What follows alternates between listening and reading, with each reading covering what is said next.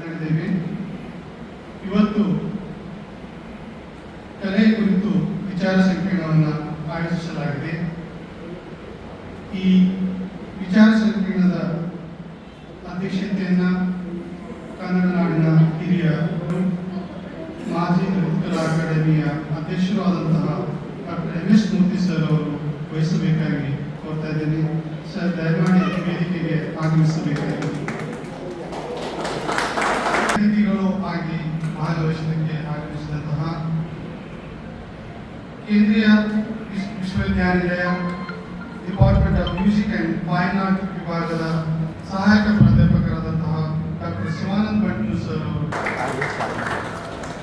ಅವರ ಮೂಲಕ ಚಿರಪರಿಚಿತರಾದಂತಹ ಸುರೇಶ್ ಜಯರಾಮ್ ಸರ್ ಅವರು ಇವತ್ತಿನ, ಅದೇ ರೀತಿ ಇನ್ನೊಬ್ಬ ಸಂಪನ್ಮೂಲ ವ್ಯಕ್ತಿಗಳಾದಂತಹ ಶ್ರೀ ಅನಿತಾ ರೆಡ್ಡಿ ಮೇಡಮ್ ಅವರು ಕೂಡ ವೇದಿಕೆಯನ್ನು ಅಲಂಕರಿಸಬೇಕಾಗಿ ಕೇಳಿಕೊಳ್ಳುತ್ತಾರೆ. ಈ ಕಾರ್ಯಕ್ರಮದ ಸಂಯೋಜಕರು ಸರ್ ಅವರು ಕೂಡ ವೇದಿಕೆಯನ್ನು ಅಲಂಕರಿಸಬೇಕಾಗಿ ಉದ್ದೇಶದಿಂದ ಕಲಾವಿದರಲ್ಲೂ ಕೂಡ ಒಂದು ಹೊಸ ಜಾಗೃತಿಯನ್ನ ಮೂಡಿಸಬೇಕು ಅನ್ನುವಂಥ ಉದ್ದೇಶದಿಂದ ದ ಐಡಿಯಲ್ ಫೈನ್ ಆರ್ಟ್ಸ್ ಸಂಸ್ಥೆ ಕಳೆದ 6 ದಶಕಗಳಿಂದ ನಡೆಸ್ತಾ ಬಂದಿದೆ. ಅನೇಕ ಕಲಾವಿದರನ್ನ ನಾಡಿಗೆ ನೀಡಿದ ಕೀರ್ತಿ ಈ ಸಂಸ್ಥೆಗಿದೆ. ಈ ಸಂಸ್ಥೆ ಇವತ್ತು ಆಯೋಜಿಸಿದಂಥ ಈ ವಿಚಾರ ಸಂಕಿರಣಕ್ಕೆ ಎಲ್ಲ ಅತಿಥಿಗಳನ್ನ ಸ್ವಾಗತಿಸಲು ಈ ಕಾರ್ಯಕ್ರಮದ ಸಂಯೋಜಕರಾದಂತಹ ಪ್ರೊಫೆಸರ್ ಕೆ ಸರ್ವಾಜಿ ಸರ್ ಅವರು ಎಲ್ಲರನ್ನ ಸ್ವಾಗತಿಸಬೇಕಾಗಿ ಅವರಲ್ಲಿ ಕೋರ್ಕೊಳ್ತೇನೆ.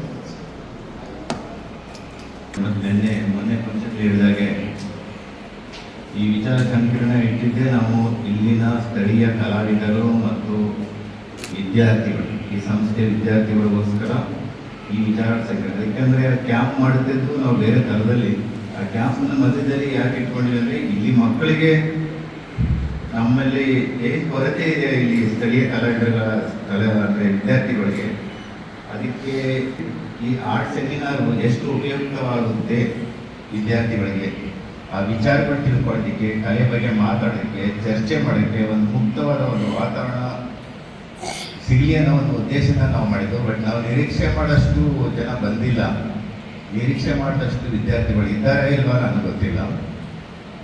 ಇರಲಿ, ಇದೊಂದು ಪ್ರಯತ್ನ ಮುಂದಿನ ದಿನಗಳಲ್ಲಿ ಇನ್ನೂ ಹೆಚ್ಚಿಗೆ ಸೇರಲಿ ಅಂತ ನಾನು ಇಷ್ಟಪಡ್ತೀನಿ. ಈ ವಿಚಾರ ಸಂಕಿರಣವನ್ನು ನಾನು ಈ ನಮ್ಮ ಮೂರ್ತಿಯವ್ರನ್ನ ನಾನು ಕೇಳ್ಕೊಂಡೆ. ಆ್ಯಕ್ಚುಲಿ ಅವರು ನಾವು ಕ್ಯಾಂಪ್ ಕರೆದಿದ್ದು, ಸೊ ನಾನೇನಪ್ಪ ನನ್ನ ಉತ್ಸವ ಮೂರ್ತಿ ಮಾಡಿದೆ, ನೀನು ಎಲ್ಲ ಕಡೆ ಕೂರಿಸ್ತೀನಿ ನಾನು ಅಂತ. ಮೂರ್ತಿ ನಮ್ಮ ಕೈ ಸಿಗೋರು ಯಾರ್ಯಾದ್ರೆ ನೀವು ಒಬ್ಬರೇ ಪಕ್ಕದಲ್ಲಿ ಬನ್ನಿ ಅಂತ ಹೇಳಿದೆ. ಸೊ ಮೂರ್ತಿಯವರು ನನ್ನ ಸಮಕಾಲೀನ ವ್ಯಕ್ತಿ. ಅಂದರೆ ಆ ಕಾಲದಲ್ಲಿ ನಾವು 70s 80s ನಾವೆಲ್ಲ ಒಟ್ಟಿಗೆ ಕಲ್ತಂಥದ್ದು. ಅಂದರೆ ಅವಾಗ ತುಂಬ ವಿರಳ ಸೆಮಿನಾರ್ಗಳೆಲ್ಲ ಆದರೆ ಅದು ಅಷ್ಟು ದೊಡ್ಡ ಕ್ರೌಡು ನಾವು ನೋಡ್ತಾ ಇಲ್ಲ, ಅಷ್ಟೊಂದು ಜನ ಸೇರ್ತಾ ಇದ್ರು. ವಿದ್ಯಾರ್ಥಿಗಳು, ಸ್ಟೂಡೆಂಟ್ಸ್ಗಳು ಬೇರೆ ಕಡೆಯಿಂದೆಲ್ಲ ಬರೋರು ಸೆಮಿನಾರ್ಸ್ಗಳಿಗೆ. ಚಿತ್ರಕಲಾ ಪರಿಷತ್ತಲ್ಲೇ ಮಾಡಿದ್ವಿ ಎಷ್ಟೋ ಸೆಮಿನಾರ್ಗಳು, ಅಲ್ಲಿ ತುಂಬ ಚರ್ಚೆಗಳು, ವಾದ ವಿವಾದ ಎಲ್ಲ ನಡೀತಾರೆ.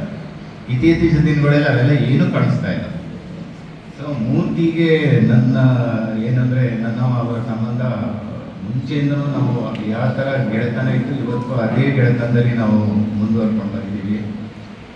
ನಾನು ಅಷ್ಟೇ, ನಾವು ಕಲೆ ಚಿತ್ರಕಲೆ ಬಿಟ್ಟು ಟೀಚಿಂಗ್ ಅಷ್ಟೇ ಹೋದರೆ, ಮೂರ್ತಿಯವರು ಕಲೆ, ಸಾಹಿತ್ಯ, ವಿಚಾರ, ಲೇಖನ ಮತ್ತು ಸಂಗೀತ ಎಲ್ಲ ಕಡೆನೂ ಅವರು ಒಡನಾಟ ಇಟ್ಕೊಂಡು ಬರ್ತಾರೆ. ಎಲ್ಲರ ಜೊತೆನೂ ಒಡನಾಟ ಇಟ್ಕೊಂಡಿದ್ದಾರೆ. ಅದನ್ನಾಗಿ ನಾನು ಮೂರ್ತಿನ ಈ ಸಮಯದಲ್ಲಿ ಅವ್ರನ್ನ ಈ ಇದಕ್ಕೆ ವಿಚಾರ ಸಂಕಿರಣಕ್ಕೆ ಅವ್ರನ್ನ ಸ್ವಾಗತಿಸುತ್ತಿದ್ದೇನೆ ಮತ್ತು ಅವರಿಗೆ ಧನ್ಯವಾದವನ್ನು ಹೇಳ್ತಾ ಇದ್ದೀನಿ.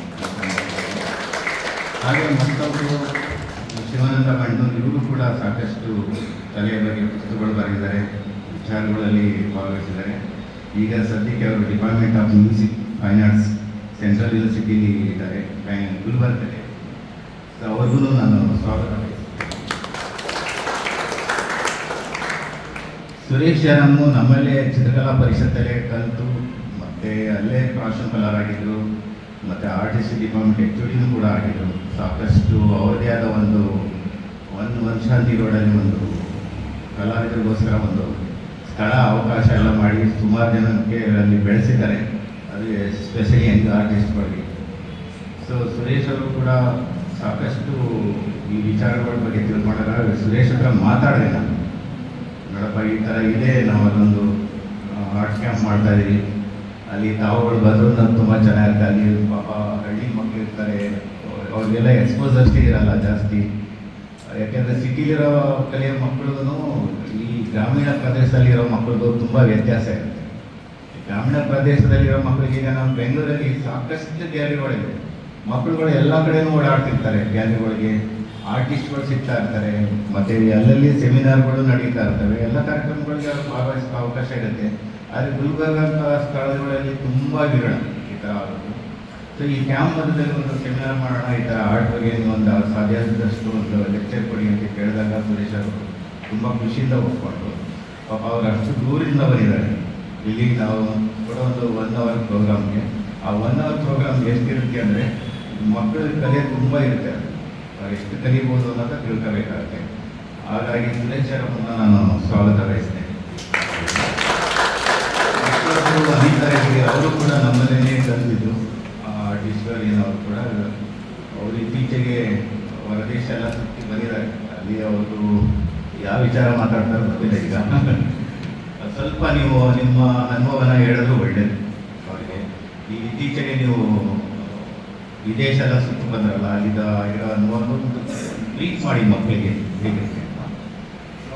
ಅನಿತಾ ರೆಡ್ಡಿ ಅವ್ರನ್ನೂ ಕೂಡ ಈ ಸಂದರ್ಭದಲ್ಲಿ ನಾನು ಅವ್ರನ್ನ ಸ್ವಾಗತ ಬಯಸ್ತೇನೆ.